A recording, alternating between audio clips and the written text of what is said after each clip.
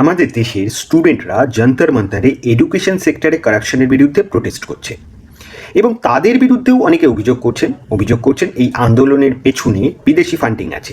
America, চীন ইত্যাদি দেশ ফান্ডিং করছে। আমি সেই বিতর্কে ঢুকবো না, আমি বরং একটা বেসিক ফান্ডামেন্টাল প্রশ্ন করি। সেটা হচ্ছে যে এই যে আমেরিকা আর চীন এই দেশগুলো এত ফান্ড জোগাড় করলো কী করে?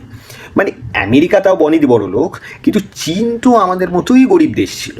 একথা অস্বীকার করার কোনো জায়গা নেই যে আমেরিকা বা চীন প্রযুক্তিগতভাবে, অর্থনীতিগতভাবে আমাদের দেশের থেকে অনেকটা এগিয়ে আছে। কেন এগিয়ে আছে? আচ্ছা, একটা জিনিস আমরা যদি দেখি যে চীন বছরে প্রায় 10 লাখের মতো পেটেন্ট অনুমোদন করে, আমেরিকা করে বছরে গড়ে 3.5 লাখের মতো পেটেন্ট অনুমোদন, আর আমাদের দেশে গড়ে মোটামুটি বছরে 1 লাখের মতো পেটেন্ট অনুমোদন হয়। আমেরিকা তাদের জিডিপির 5.4% এডুকেশন সেক্টরে বিনিয়োগ করে, যেটা প্রায় 154 বিলিয়ন ইউএস ডলারের কাছাকাছি। চীন প্রায় 900 বিলিয়ন ইউএস ডলারের কাছাকাছি তাদের এডুকেশন সেক্টরে বিনিয়োগ করে, এডুকেশন সেক্টরের জন্য বরাদ্দ করে। সেখানে ভারত সরকার মোটামুটি 16.7 বিলিয়ন ডলার মতো এডুকেশন সেক্টরের পেছনে বিনিয়োগ করে বা বরাদ্দ করে।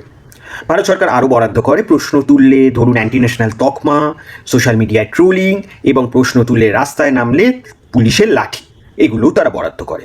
আমাদের দেশের এডুকেশন সেক্টর এত নেগলেক্টেড কেন? এই প্রশ্নগুলো তুললে বলা হবে যে পাকিস্তান বা বাংলাদেশের তুলনায় তো বরাদ্দ বেশি।